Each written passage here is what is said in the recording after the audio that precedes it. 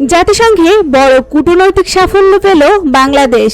৯৯টি দেশের সমর্থন নিয়ে জাতিসংঘের সাধারণ পরিষদের ৮১তম অধিবেশনের সভাপতি নির্বাচিত হয়েছেন বাংলাদেশের পররাষ্ট্রমন্ত্রী ডক্টর খলিলুর রহমান।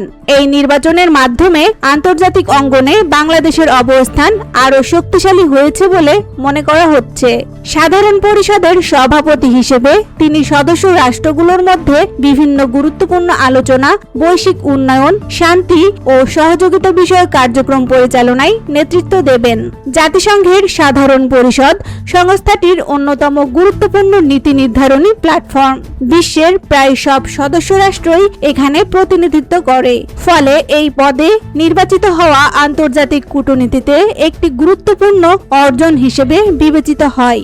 ৯৯টি দেশের সমর্থন পাওয়া ডক্টর খলিলুর রহমানের জন্য যেমন একটি বড় স্বীকৃতি, তেমনি এটি বাংলাদেশের জন্য একটি উল্লেখযোগ্য কূটনৈতিক সাফল্য হিসেবে দেখা হচ্ছে।